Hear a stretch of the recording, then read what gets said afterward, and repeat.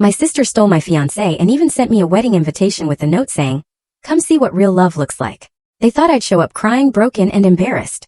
But I did show up wearing a white dress. When the priest asked if anyone objected, I stood up and said, "I object," then handed him a small box. My sister's face went completely pale the second she saw what was inside. I thought finding my fiancé in bed with my own sister, just 3 months before our wedding, was the ultimate betrayal. But then they sent me their wedding invitation, with a note daring me to come see what true love looks like. Oh, I went all right in my wedding dress, ready to deliver a truth bomb that would shatter their perfect day and change everything forever. The whispers started the moment I pushed open those heavy oak doors of St. Catherine's Cathedral. 200 heads turned in unison, a ripple of disbelief washing over the pews.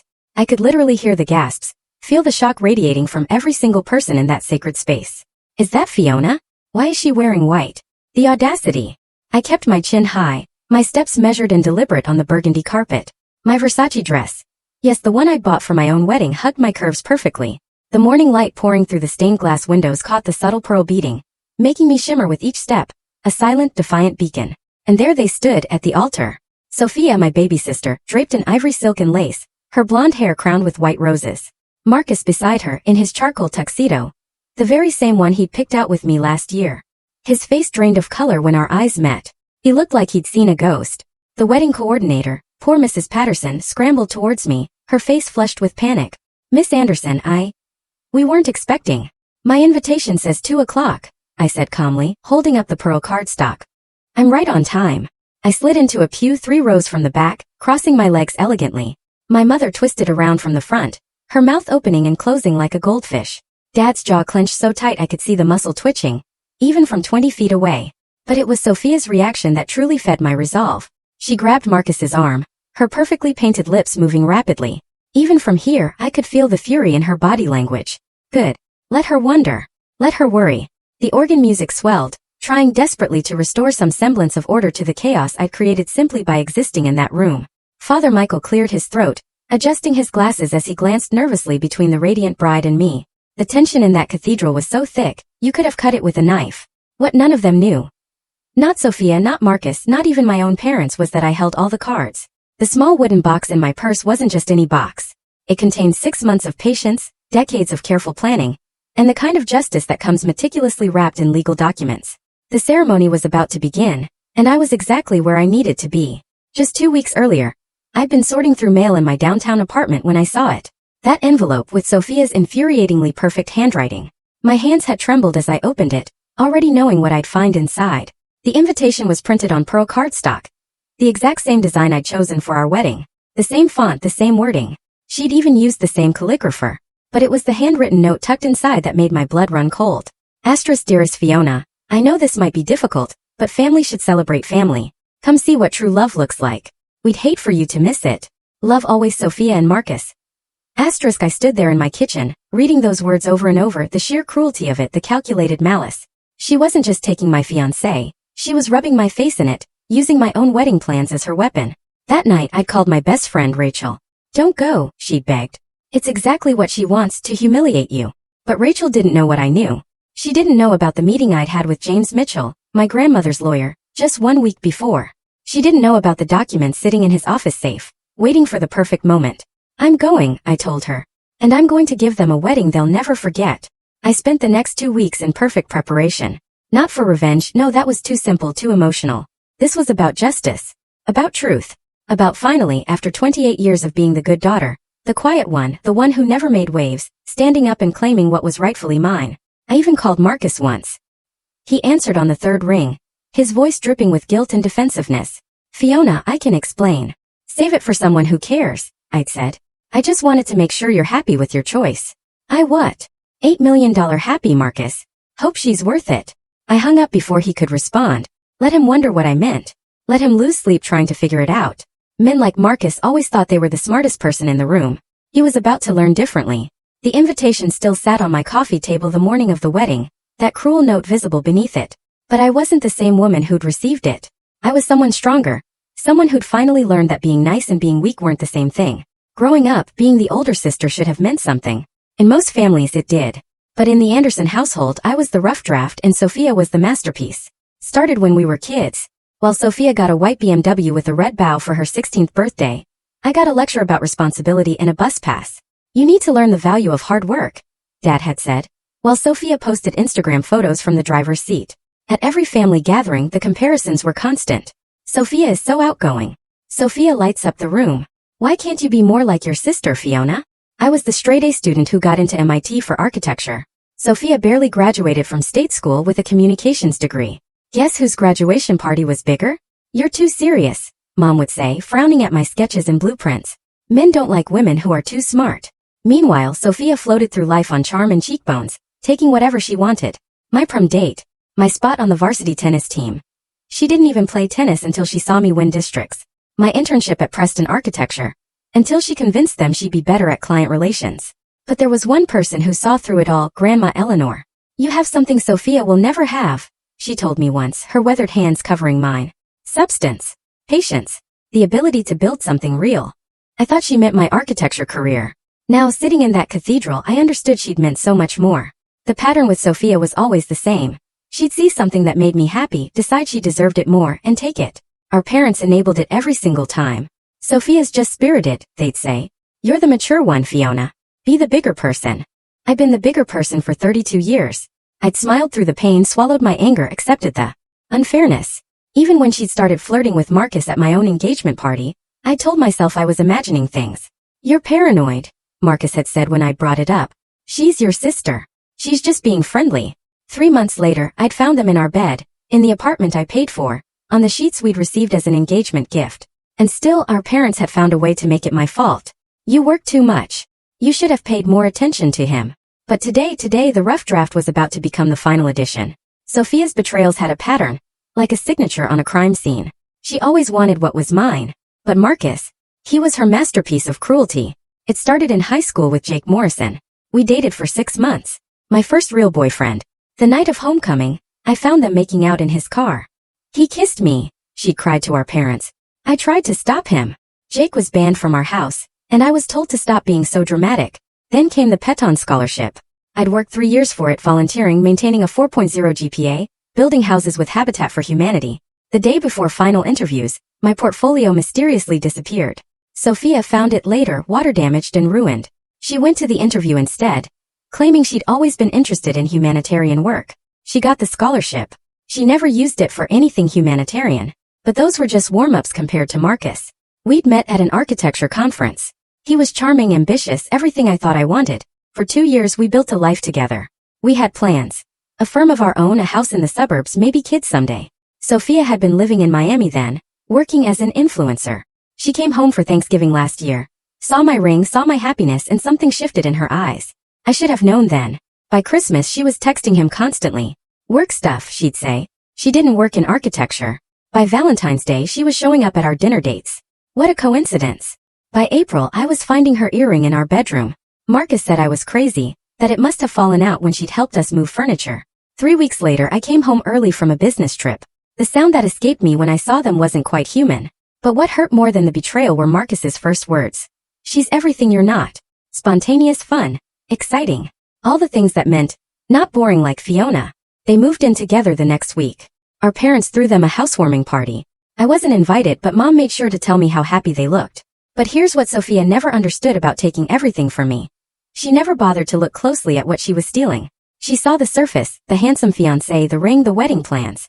She didn't see the debt, the lies, the credit cards Marcus had opened in my name. She definitely didn't see what Grandma had seen, or what was waiting in that wooden box.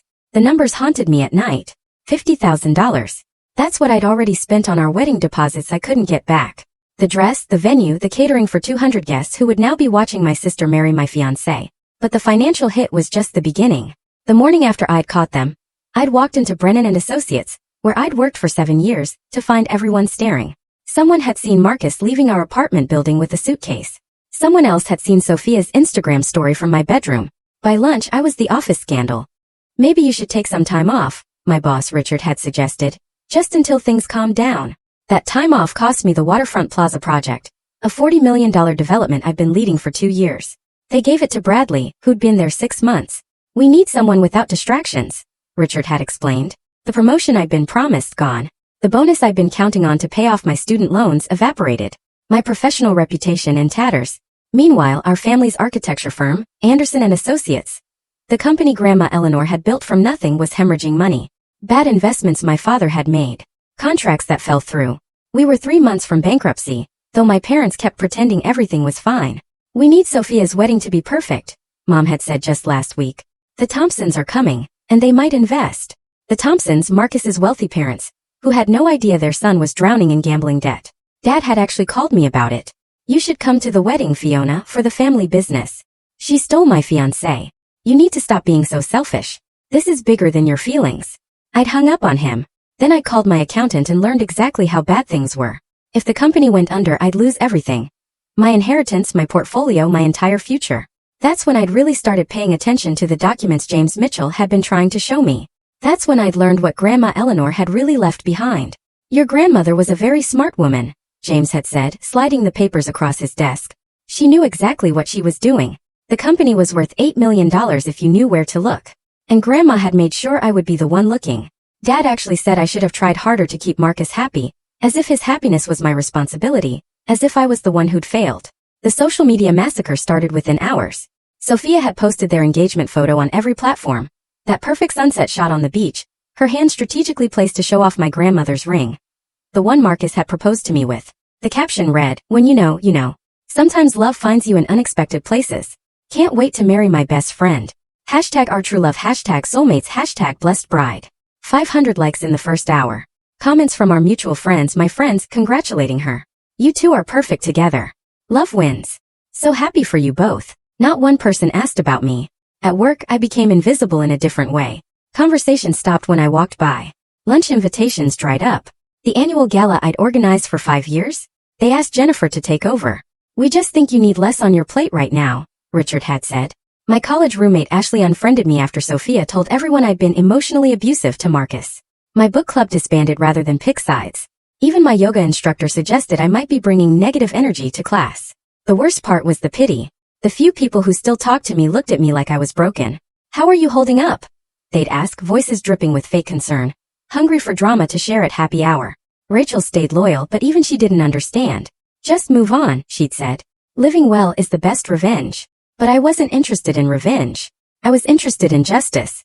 There's a difference. Sophia's social media became a daily torture. I couldn't stop watching.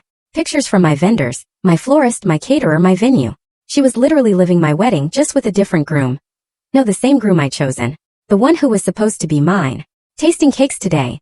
With a photo at my favorite bakery where I'd already put down a deposit. Found the dress. At the same boutique where I'd bought mine. Planning the honeymoon of our dreams to Italy. The exact itinerary I'd researched for months.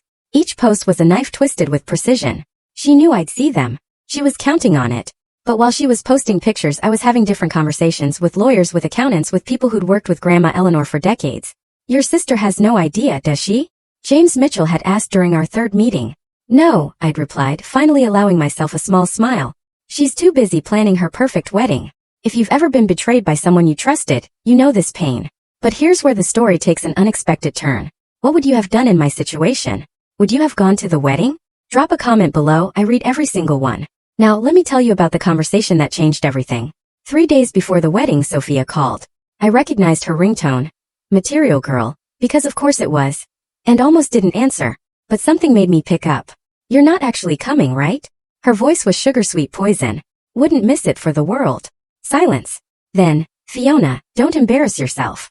I'm not the one who should be embarrassed. Look, I know you're hurt. Hurt.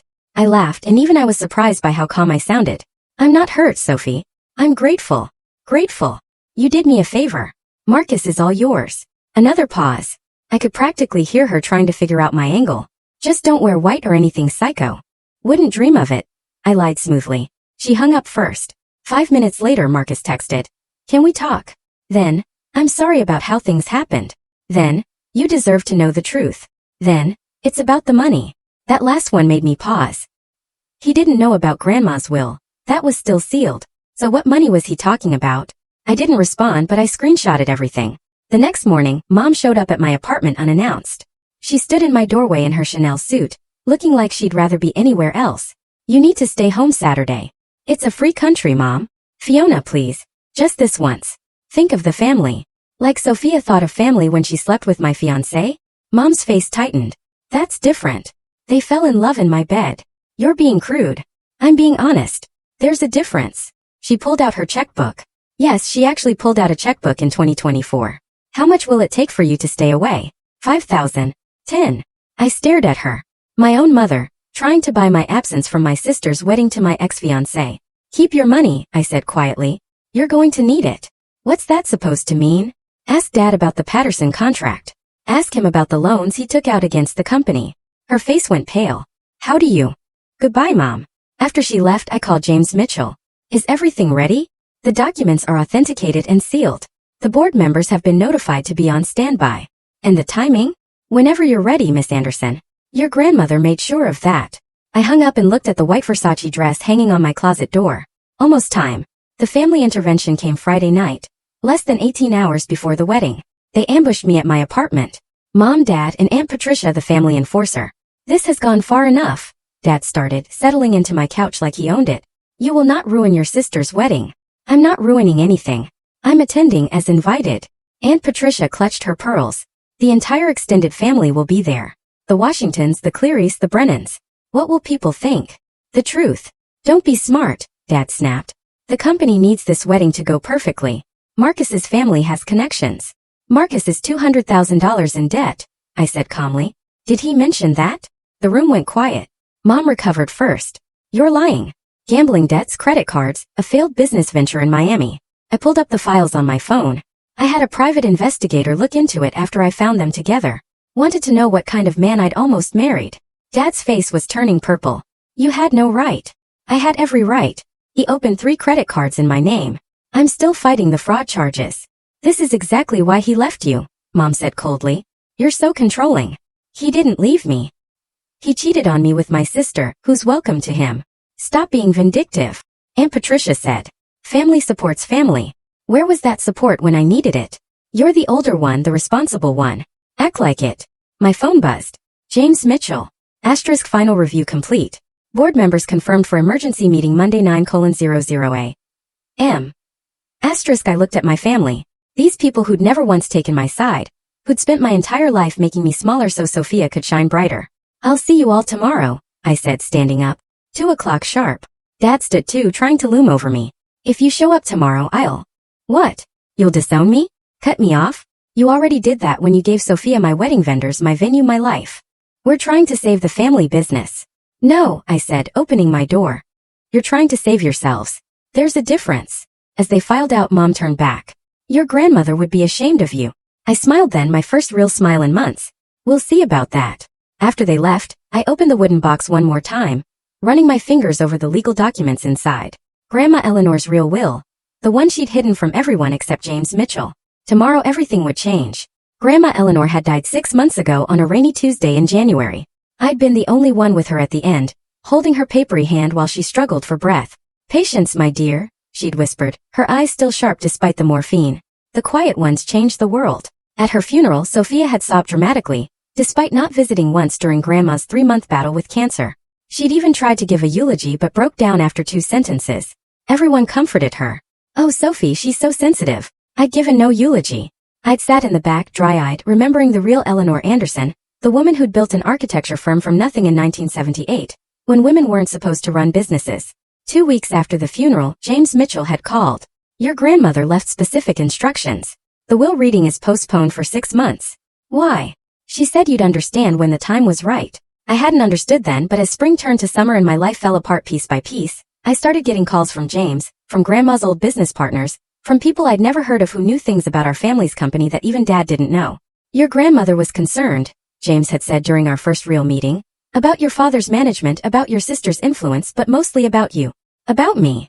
She said, you were the only one who understood what she'd built, the only one who cared about legacy instead of lifestyle. He'd show me documents. Incorporation papers, patent filings, property deeds. Anderson and Associates was worth far more than anyone knew. Grandma had been quietly buying back shares for decades, placing them in a trust. But there are conditions, James had explained. Very specific conditions. The main one. The heir had to be unmarried or married to someone approved by the board of directors, Grandma's handpicked board. Not Dad's golf buddies. Someone financially stable, someone of good character. She knew, I'd said, understanding finally dawning. She knew about Marcus. She suspected. She also knew about your sister's patterns. So if Sophia marries Marcus, she forfeits any claim to the inheritance, and if she's already married to him when the will is read, she can't contest it. James had smiled. Your grandmother was a very strategic woman. Now, the night before the wedding, I held the sealed will in my hands. 6 months exactly since Grandma's death. The timing was perfect. Thank you, I whispered to her memory, for seeing me, for believing in me. Tomorrow patience would become power. The full scope of Grandma's plan was breathtaking. Anderson and Associates wasn't just a small family firm. It was the tip of an $8 million iceberg. Over 40 years, Grandma had quietly acquired patents, properties, and partnerships, keeping them in separate entities that only she controlled. The office building on 5th Street, owned by a trust, the revolutionary design software the firm used, she held the patent. The contracts with 3 Fortune 500 companies, personal relationships she'd maintained outside the official business. Your father never bothered to look, James had explained, spreading the documents across his conference table. He assumed he knew everything about the company because his name was on the door, but the conditions for inheritance were ironclad. The heir must be of Anderson blood, unmarried or married to someone of demonstrable financial stability, approved by the board of directors within 30 days of the will's reading, of sound moral character as determined by specific criteria. That last one was Grandma's master stroke. She defined moral character in legal terms. No criminal record, no outstanding debts over $50,000, no history of marital infidelity with an engaged or married person. She really thought of everything, I'd marveled. She had 6 months after your engagement to refine the language, James had said. She was concerned about Marcus from the start, but she never said anything. She believed in letting people reveal themselves. The board of directors was equally strategic. 5 people Grandma had worked with for decades, all with unshakable integrity. They'd been waiting, silent partners in her plan. What happens if no one meets the conditions? I'd asked. The entire estate goes to the International Women's Architecture Foundation. And if Sophia contests? She can try. But marrying a man with over $200,000 in gambling debts who committed credit fraud against her own sister. James had shaken his head. No judge would override your grandmother's wishes for that. The wedding invitation on my coffee table seemed to mock me. Come see what true love looks like. True love. Sophia thought she'd won because she'd taken Marcus. She had no idea she'd actually lost everything the moment she said, I do. The wooden box sat beside the invitation, containing not just the will, but also Marcus's credit reports, the fraud documentation, and 3 years of Grandma's personal letters expressing her concerns about Sophia's character. Tomorrow, at exactly the right moment, the truth would set everyone free, whether they wanted to be free or not. The wedding reception was in full swing when I arrived. Cocktail hour before the ceremony, Sophia's idea of sophistication. I could hear the laughter floating from the garden where guests mingled with champagne and judgment. The seating chart by the entrance told me everything I needed to know about my place in this circus. Table 19. The last table in the corner by the kitchen doors. I was seated with the catering staff's families and plus ones who'd been added last minute. Fiona, Brittany, one of Sophia's bridesmaids, appeared with a gaggle of others. They all wore matching blush pink dresses and identical smirks. We didn't think you'd actually come. Wouldn't miss it, I said smoothly, signing the guest book with a steady hand. They giggled behind manicured hands, already texting furiously. Within minutes, the whispers spread through the garden like wildfire. I made my way outside where 200 guests pretended not to stare. The garden was decorated exactly as I'd planned for my wedding. White roses, string lights, even the same string quartet playing Pachelbel's canon. Then I saw him. Richard Brennan, CEO of Brennan Industries, our biggest potential client. He was chatting with Marcus's parents, who were putting on their best show of wealth despite their son's debts. Fiona, Richard nodded, clearly uncomfortable. I didn't expect to see you here.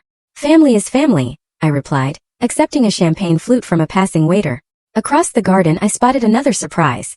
3 members of Grandma's board. They weren't supposed to be here, but each caught my eye and nodded slightly. James Mitchell had been busy. The wedding coordinator announced it was time to take seats for the ceremony. As I walked past the head table, I heard Sophia's voice from the bridal suite window above. Is she really here? In white. God, she's so pathetic. Marcus's response was muffled, but I caught the words inheritance and mistake. I settled into my chair at table 19, surrounded by strangers who had no idea who I was. Perfect. I wanted to be invisible until the moment I wasn't. The string quartet shifted to the processional music. Guests turned toward the aisle, phones raised to capture the perfect moment. The bridesmaids began their walk, each one shooting me a look of pity or disgust as they passed. Then came Marcus, taking his place at the altar with barely a glance in my direction. His best man whispered something that made him laugh nervously. The music swelled. Everyone stood and there was Sophia, radiant in white, walking toward her destiny. She had no idea how right she was about true love being revealed today. The ceremony proceeded like a beautifully orchestrated insult. Father Michael spoke about love, commitment and honesty, while Marcus shifted nervously and Sophia beamed with triumph. Then came the personal vows. Of course, Sophia had insisted on personal vows. She went first, her voice carrying across the garden with practiced emotion. Marcus, you came into my life when I least expected it. You showed me what true love really looks like. She paused, glancing directly at me. Some people go through life thinking they know what love is. But real love, true love, can't be forced. It can't be scheduled or planned. Just happens. And when it does, nothing and no one can stand in its way. The crowd murmured appreciatively. Several people turned to look at me, waiting for a reaction. I kept my face perfectly neutral, my hands folded calmly in my lap. Marcus's vows were shorter. Vague. Sophia, you bring excitement to my life. You're spontaneous fun. Everything I never knew I needed. He swallowed hard. You make me feel alive in ways I never expected. I noticed he never used the word love. Not once. Father Michael smiled benevolently. These two souls have found each other against all odds, overcoming obstacles to be here today. Obstacles. Is that what I was now? An obstacle they'd overcome? Marriage is a sacred bond, Father Michael continued. It requires honesty, trust, and mutual respect. It requires both partners to come together freely, without reservation or hidden agendas. I saw Marcus's jaw clench at hidden agendas. He knew about his debts. He knew what he was really after. But did Sophia? Before we continue, Father Michael said, I must remind everyone that marriage is not just a union of hearts, but also a legal contract, binding in the eyes of both God and law. Several of Grandma's board members leaned forward slightly. They knew what was coming. If anyone here knows of any legal impediment to this marriage, any reason why these two should not be joined in holy matrimony, speak now or forever hold your peace. The garden went utterly silent. 200 people held their breath. Sophia turned slightly, looking directly at me with a smirk that said, I dare you. I stood up. Gasps rippled through the crowd like dominoes falling. Sophia's face went from smug to shocked. Marcus went white as paper. I object, I said, my voice clear and steady. On legal grounds. Father Michael blinked in surprise. Legal grounds. I walked forward, pulling the wooden box from my purse. I have documents that materially affect this union. The silence was deafening. This was the moment everything changed. If someone had humiliated you like this, would you have stayed silent or would you have done what I did next? I object on legal grounds. My voice carried across the garden with a clarity that surprised even me. 200 faces turned in unison. A sea of shock and disbelief. Someone's champagne glass hit the ground with a sharp crack. Father Michael looked like he'd never actually had any one object before. Miss Anderson, this is highly irregular. I have documentation that materially affects this union, I said, walking down the aisle with measured steps. My white Versace dress caught the afternoon light, and I heard someone whisper, she wore white to her sister's wedding. Yes, I did. Fiona, sit down. My mother's voice cracked like a whip from the front row. I ignored her, reaching the altar where Sophia stood frozen, her bouquet trembling in her hands. Marcus looked like he might bolt at any second. These are legal documents, I said, handing the wooden box to Father Michael, authenticated and notarized, concerning the estate of Eleanor Anderson and the conditions affecting any marriage within the Anderson family. Father Michael hesitated. I don't think. Read them. James Mitchell stood up from his seat in the fifth row. I'm James Mitchell, attorney for the Anderson estate. Those documents are legally binding and time-sensitive. Sophia finally found her voice. This is ridiculous. You can't just. Actually, I can. I turned to face the crowd, my voice carrying clearly. 6 months ago, our grandmother, Eleanor Anderson, passed away. What most of you don't know is that she left behind a very specific will with very specific conditions. You're lying, Sophia hissed. The will was read. I was there. That was the preliminary will, James Mitchell said, walking forward. The full estate documentation was sealed for 6 months as per Mrs. Anderson's explicit instructions. Today marks exactly 6 months since her passing. Father Michael opened the box with shaking hands, pulling out the thick legal documents. His eyes widened as he read. This says the entire Anderson estate, valued at $8 million, is left to Fiona Anderson conditional upon her marital status. Gasps rippled through the crowd. I saw Richard Brennan lean forward, suddenly very interested. It states that the heir must be either unmarried or married to someone of demonstrable financial stability, approved by the board of directors. Father Michael continued, his voice growing stronger. It also states that any Anderson family member who marries someone with outstanding debts exceeding $50,000, or a history of financial fraud forfeits all claims to the estate. Marcus swayed on his feet. Sophia grabbed his arm, her nails digging into his sleeve. Furthermore, Father Michael read, any family member who engages in marital infidelity with an engaged person is permanently excluded from inheritance. The silence was absolute. You could have heard a pin drop in that garden. How much debt do you have, Marcus? I asked conversationally. Last count was over $200,000, wasn't it? Plus the credit cards you opened in my name. The crowd erupted. Father Michael's voice echoed across the stunned garden as he continued reading from the will, each word falling like a hammer blow. The entire Anderson estate, including Anderson and Associates architecture firm, all associated patents, properties and partnerships, valued at $8 million, is hereby bequeathed to Fiona Marie Anderson. Sophia's face had gone from red to white to an alarming shade of gray. That's impossible. The company is Dad's. The company is built on Grandma's patents, I said calmly. Her properties, her partnerships. Dad's been managing it, but he never owned it. Grandma made sure of that. James Mitchell pulled out additional documents. Mrs. Eleanor Anderson retained 78% ownership through various trusts and holding companies. She was very specific about the conditions for inheritance. This is fraud. Marcus finally found his voice. You can't just. Mr. Thompson, James addressed him directly. Are you aware that opening credit cards in another person's name is a federal crime? Miss Anderson has chosen not to press charges. Yet. The crowd was buzzing now. Phones coming out. People recording. This would be all over social media within hours. Father Michael cleared his throat. There is more. It states here that any marriage performed under false pretenses, specifically regarding financial status, or with the intent to defraud, can be challenged in court. We're not married yet. Sophia shrieked. This doesn't apply. Actually, one of the board members, Mrs. Chun, stood up. The moment you announced your engagement publicly, you triggered the morality clause. Marrying your sister's fiancé while he was still engaged to her constitutes demonstrable lack of moral character, as defined in Section 7, subsection 3. You knew. Sophia turned on me, her carefully styled hair coming undone. You knew about this the whole time? I found out 2 weeks ago, I said. Right after you sent me that lovely invitation telling me to come see what true love looks like. But if you're married to Marcus, Sophia started desperately. I'm not married to Marcus. You are. Or we're about to be. I turned to the crowd. Marcus Thompson has over $200,000 in gambling debts, 3 maxed out credit cards in my name, and a failed business that he never disclosed. The board would never approve him, which means if I had married him, I would have lost everything too. The implications hit Sophia like a physical blow. She staggered backward, her designer heels catching on her train. You did me a favor, Sophie, I continued. You saved me from making the biggest mistake of my life, and in return you get Marcus debts and all. While I get the company, the properties, and the future Grandma always intended for me. The prenup. Marcus suddenly shouted. Sophie, the prenup you signed. Everyone turned to stare at him. What prenup? Sophia's voice was barely a whisper. The one where you agreed to keep finances separate? Where you waived claims to each other's assets. You mean the one protecting your assets, Marcus? Sophia laughed hysterically. What assets? Your debt. The garden erupted into chaos. The unraveling happened in real time, like watching a building collapse in slow motion. Marcus grabbed Sophia's hands, his voice desperate.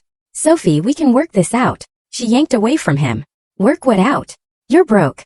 You lied to me. I never lied. You said you were successful. You said you had investments. I do have investments. In what? Poker games. She was screaming now, mascara running down her cheeks. You knew about the inheritance? You knew and you chose me anyway. Marcus's silence was damning. The truth was written all over his face. He thought Sophia would inherit, not me. He bet on the wrong sister. You used me, Sophia whispered, the realization hitting her. You couldn't get Fiona's money, so you thought you'd get mine. My parents had rushed to the altar. Mom trying to salvage something, anything. This is a family matter. Everyone, please. Mrs. Anderson, Richard Brennan's voice cut through the chaos. Is it true your husband has been managing a company he doesn't actually own? Dad's face went purple. This is preposterous. Actually, James Mitchell interrupted. I have documentation here showing that Mr. Anderson has taken out several loans against company assets he doesn't own. That's fraud. The board will be pursuing legal action. The board? Dad sputtered. What board? I'm the president, Mrs. Chun said calmly. You were the president of a company you never owned. Your position is terminated effective immediately. Miss Fiona Anderson is the new CEO, pending board approval, which I can assure you she'll receive unanimously. The dominoes kept falling. Marcus's parents were backing away from the altar. His mother's face a mask of horror as she realized her son's debts were now her problem again. The Thompsons, who'd been so proud moments before, looked like they wanted to disappear. The wedding is off, Father Michael announced, unnecessarily. The altar looked like a war zone. Sophia's bouquet trampled. Marcus's boutonniere crushed. The unity candle knocked over. This isn't over. Sophia snarled at me, her fairy tale princess image completely shattered. I'll contest this. I'll sue. With what money? I asked quietly. You just quit your job to plan this wedding. Marcus is in debt. Mom and Dad are about to be investigated for fraud. And you signed a prenup waiving financial claims. The truth of her situation hit her like a sledgehammer. She'd given up everything for a man who was worse than broke. He was a liability. Grandma always said you were special, Sophia said bitterly. Her precious Fiona. No, I corrected. She said I was patient. There's a difference. James Mitchell stepped forward. The board meeting is Monday at 9 a.m., Miss Anderson. We'll need you there to formally accept your position. I nodded, then looked at the stunned crowd. Thank you all for coming. I believe the reception is still paid for. My deposit, actually. Please enjoy the party. Then I turned and walked back down the aisle, leaving chaos in my wake. The legal machinery started turning before I even reached my car. James Mitchell was a maestro, conducting a symphony of consequences. Mr. Thompson, he called out, stopping Marcus from fleeing. You'll need to stay. The police have some questions about those fraudulent credit cards. 2 officers had appeared. Apparently, James had anticipated this moment. They weren't arresting Marcus, not yet. But the questioning would be enough to destroy what was left of his reputation. This is entrapment. Marcus shouted. She set me up. You set yourself up the moment you committed fraud, Officer Williams said calmly. We just need to verify some signatures. Meanwhile, the board members had cornered my father. Mrs. Chun was holding a tablet, scrolling through financial records. Mr. Anderson, can you explain this withdrawal from the company account? And this one? And these 17 others? Those were business expenses for your personal mortgage. Mr. Yamamoto, another board member, raised an eyebrow. That's embezzlement. I'm the president. You were the president of a company you never owned, Mrs. Chun corrected. Your position is terminated effective immediately. Miss Fiona Anderson is the new CEO, pending board approval, which I can assure you she'll receive unanimously. The wedding guests had split into 2 camps. Those fleeing the drama, and those recording every second. I saw at least 3 people live streaming. #wedding crash. Grandma was probably already trending. Sophia tried one last desperate play. Wait. If Marcus and I don't get married, then Fiona can marry him and lose everything. I laughed. Actually laughed. Sophie, I wouldn't marry Marcus now if he was the last man on earth. Besides, the fraud charges make him ineligible under Grandma's morality clause. He's toxic to any Anderson inheritance. You planned this, she accused. You knew I'd steal him. I suspected you'd try. You always want what's mine. But Marcus was a surprise. I didn't know about his debts until after I caught you together. Funny how things work out. Richard Brennan approached me as I reached my car. Miss Anderson, Brennan Industries would like to discuss a partnership with Anderson and Associates. Under your leadership, of course. I'll have my office call you Monday, I said professionally, though inside I was screaming with joy. This was the contract Dad had been chasing for 2 years. Your grandmother would be proud, he said quietly. She always said you were the future of the company. As I drove away, I saw the scene in my rearview mirror. Sophia sobbing on the altar, Marcus being questioned by police, my parents screaming at James Mitchell, and 200 guests capturing every moment for posterity. The reception hall was still set up, the cake still waiting to be cut, the band probably wondering if they should play. My perfect wedding turned into Sophia's perfect disaster. Justice had been served and it was delicious. By Sunday morning the video had gone viral. Bride sister objects with $8 million will had 3 million views and counting. Someone had caught the entire thing, from my entrance in white to Sophia's complete meltdown. The comments were brutal but mostly on my side. The sister got exactly what she deserved. Grandma playing 4D chess from beyond the grave. Imagine fumbling $8 million for a broke cheater. My phone hadn't stopped buzzing. Rachel called first. Girl, you're famous. Also, remind me never to cross you. But the real fallout was just beginning. Sophia's Instagram, where she documented every moment of wedding planning, became a graveyard of deleted posts and vicious comments. Her influencer career was over before it started. Marcus had disappeared completely. His social media went dark. His apartment was already listed for rent, and rumor had it he'd fled to his parents' house in Connecticut. The fraud investigation was ongoing, but my lawyer assured me he'd at least have to pay back the money he'd stolen. The professional aftermath was even more dramatic. By Monday morning, 3 major clients had reached out to Anderson and Associates, specifically requesting to work with me. The story of a woman who'd quietly built her success while her family underestimated her. That was the kind of leadership they wanted. Your grandmother was a legend, one CEO told me. She built this company when women weren't supposed to run businesses. Looks like it's in good hands. The board meeting was a formality. Unanimous approval, just as James had predicted. I was officially CEO of Anderson and Associates, with full control of an $8 million empire I'd helped build but never thought I'd run.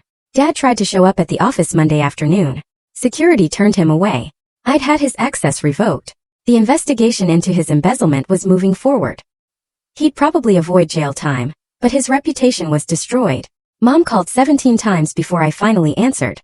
How could you do this to your family? I didn't do anything, Mom. I just stopped letting you do things to me. Your sister is destroyed. She'll survive. Maybe she'll even learn something. She had to move back home.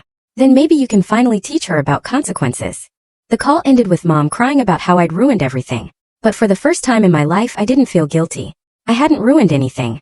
I'd revealed the truth. Tuesday's headline in the business section. Anderson and Associates under new leadership. Stock soars. Wednesday's update. Marcus Thompson arrested for credit fraud. Thursday's twist. Sophia starts job at Starbucks. Friday's victory. Brennan Industries signs $40 million contract with Anderson and Associates. Grandma had been right. The quiet ones do change the world. We just do it with paperwork instead of noise. 2 weeks after the wedding disaster, my family attempted reconciliation. They showed up at my new office, the corner suite that used to be Dad's, looking like refugees from their former life. Dad had aged 10 years in 2 weeks. The investigation had frozen his personal assets. Mom's designer clothes looked wrinkled, her perfect hair unstyled. And Sophia? She looked hollow, like someone had scooped out her insides and left only the shell. We need to talk, Dad started, but his usual commanding tone was gone. About what? The embezzlement charges? The lawyers are handling that. About the family, Mom said weakly. We're still family, are we? Because family doesn't usually try to destroy each other. You destroyed us. Sophia finally spoke, her voice raw. You took everything. I took what was mine. What Grandma left me. What you tried to steal. I didn't know about the will, but you knew Marcus was my fiancé. You knew the wedding vendors were mine. You knew the pain you were causing, and you enjoyed it. Silence. For the first time in our lives, Sophia had no comeback. Grandma left me a letter, I said, pulling it from my desk drawer. Want to hear what she wrote? They stared as I read. Asterisk, my dearest Fiona, if you're reading this, then my plan worked. I've watched your family diminish you for years. Watched them take your kindness for weakness. Your father is a fool who values appearance over substance. Your mother enables the worst in people. And Sophia is what happens when beauty comes without character. But you, my dear, you have both strength and kindness. The company was always meant to be yours. I just had to make sure you got it without them destroying you first. Be patient. Wait for them to reveal themselves, then rise. Asterisk, Mom was crying. Dad looked stunned. Sophia stared at the floor. She saw us, Dad whispered. All of us. She loved you anyway, I said. But she didn't trust you. There's a difference. What do we do now? Mom asked. You figure it out. Without my money, without my help, without using me as your emotional support system. For once in your lives, handle your own consequences. You're really going to abandon us? Sophia asked. I'm going to do what you taught me, I replied. I'm going to put myself first. They left quietly, defeated. But I wasn't celebrating their downfall. I was just done being responsible for it. That night, I found another letter from Grandma, one James had saved for after the confrontation. Asterisk, forgiveness will come in time, but boundaries come first. I'm proud of you. Asterisk, she'd known everything, planned everything. 6 months later, my life was unrecognizable in the best possible way.